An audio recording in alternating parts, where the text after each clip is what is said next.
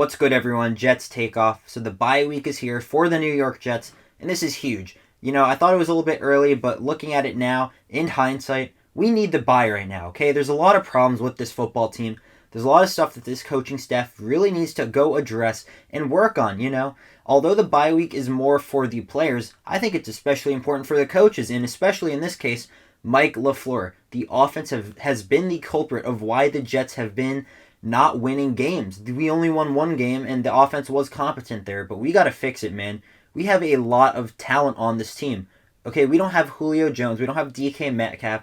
We don't have a Calvin Ridley, but we got quality guys at receiver. Corey Davis, signed him. Key impact player. Okay, he can block in the run game too. He can come down with those contested catches, although he's been a little bit inconsistent. We know how talented he is. Okay, Jamison Crowder, one of the better slot guys in the league. He's older, but he's a good safety blanket. Rookie Elijah Moore, where is he at? We got to implement him more into the scheme.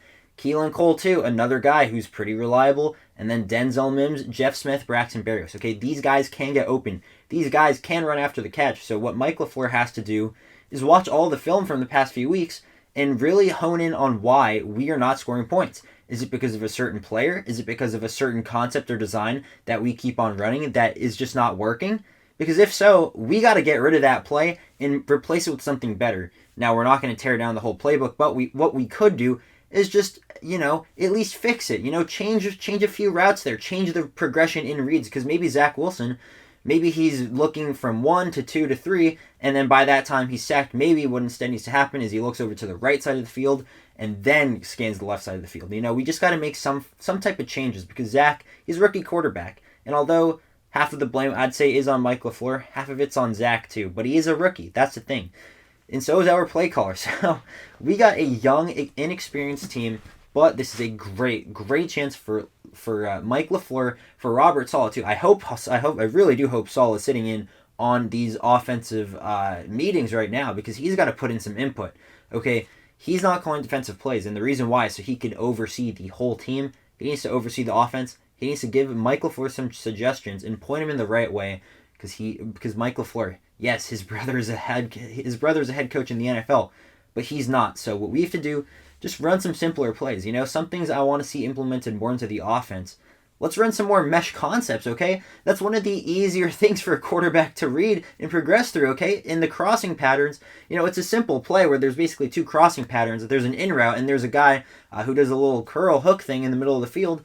That can get us some plays. We got guys who can do that. Braxton Berrios, I could definitely see him on the crossers. Jamison Crowder, same with him. Corey Davis on the in. Okay, we got to implement some more crossing patterns. It's something we haven't done too much. I think Mike LaFleur at this point has been calling a lot of plays that need a little bit more time to develop. And although that I'm okay with that, it's not working, so we have to accept that maybe it's just not the time right now. Maybe next season. But I also want to see some more quick out routes, okay?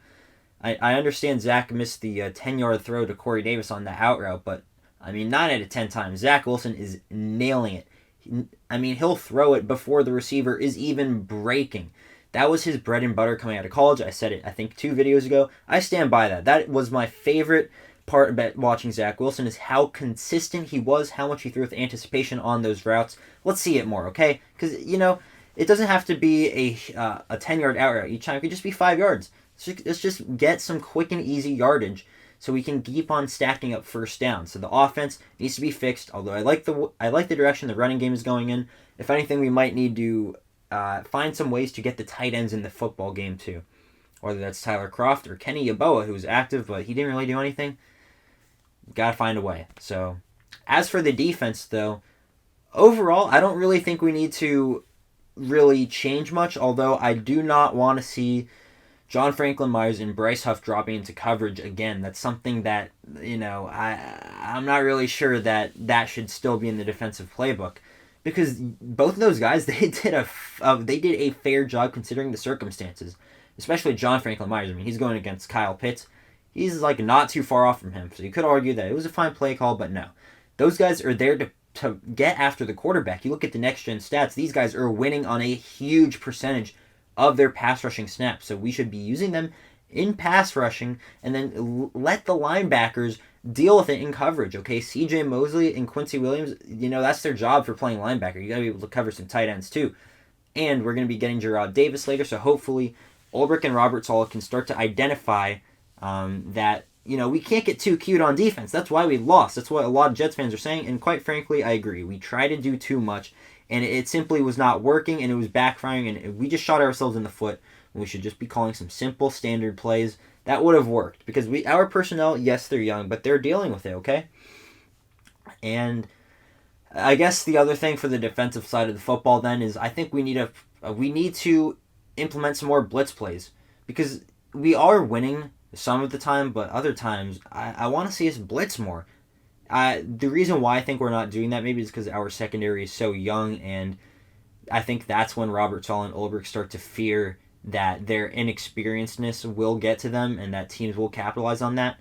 But like in this Atlanta Falcons game, we definitely need to blitz a lot more, because clearly the 4-man rush was not getting to Matt Ryan. So hopefully we can implement some more blitzes, especially with Jarrad Davis coming back. He should definitely be getting some linebacker blitz plays drawn up his way, because that is something he excelled at in Detroit, actually. And I'm friends with the Lions fan, so there's that. But as for, that's pretty much it for the coaching staff.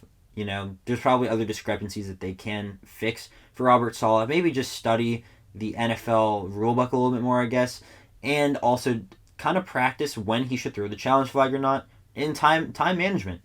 It's an opportunity for him to do that. I know it's not really fun, or it's not the thing that everyone wants to hear, but might as well. But for the players, though, a lot of people expect them to put in extra preparation and work at practice. I think they will definitely practice and try and get better, but I think the main focus is to recharge, rest up. This is a week 6 bye. There are going to be 12 more weeks of football after this season. We're going to be playing in all of those weeks. It's 12 weeks in a row of a hard physical contact sport. They need to rest up. They need to eat right, stamina train, just get in good physical shape so that they can have the longevity to keep playing games and not get taken out, because we've kind of suffered with some injuries already up to this early point in the season. So in order to prevent that, hopefully the players will take some strides to try and improve their physical and mental health too. So that's what I want to see. But as for Zach Wilson, in a press conference, he said that he was going to work with his quarterbacks coach, John Beck. That's what you love to see, because he's missing on some of the easier throws. And what I think is going to happen when Zach Wilson comes back is his mechanics will be better. Will there be some decision-making that's questionable? Yeah, I still think so. I think that's in his nature a little bit, to be a little bit risky. And I'm fine with that eventually. As of right now, you don't want to see him throwing 4 picks a game. But I can understand it's his rookie season. Just get all the mistakes out of the way first. But mechanics have been a huge issue. He doesn't have a proper base. He's getting a little bit toesy in the pocket. He's standing in there too long. So hopefully what John Beck can do is just fix him. Get his mentality a little bit better for game action, because during practice, he's pretty good. But come game day, that's when everything starts to kind of fall off the tire, or the tires start to fall off. That's when he's really not sure. He's a little bit nervous. He's anxious, and that's why his mechanics get slippery. So that's why him working out with John Beck is a good thing. Just practice throws, get together some old BYU receivers. I think that'll do good for him, and that's pretty much it.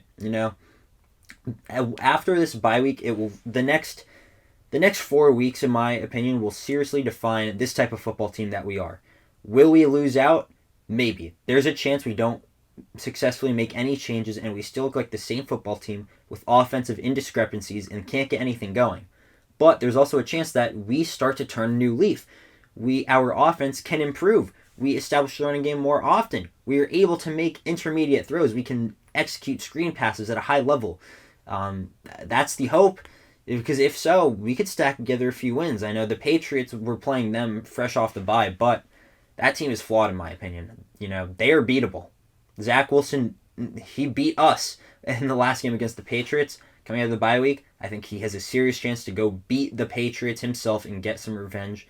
That's all I have to talk about for the NFL bye week that the Jets have. Let me know what you guys think. I'm honestly curious. I just decided to record and start speaking my thoughts, so that's why I'm kind of a little bit all over the place. But those are some of the things that I do expect to see and hope to see from this Jets team. It started rough. It's really disappointing we lost the Falcons game, and I'm not lying. It really was disappointing, but the past is the past. We have to move forward, look to the future. That's what this football team needs to do. All right. I fucking love the Jets, but we got to play better. The expectations, we're not asking for too much. We're not asking to make the playoffs. We just want competitive football that's fun. We don't want to see Adam Gase Part 2 of no offense. But then later on when the games are meaningless and no one wants to win, then we start to show up. It's like 5 seconds too late. So that's all I have to say. Thank you guys for watching. Seriously do appreciate it. And I'll catch you on the next one. Peace.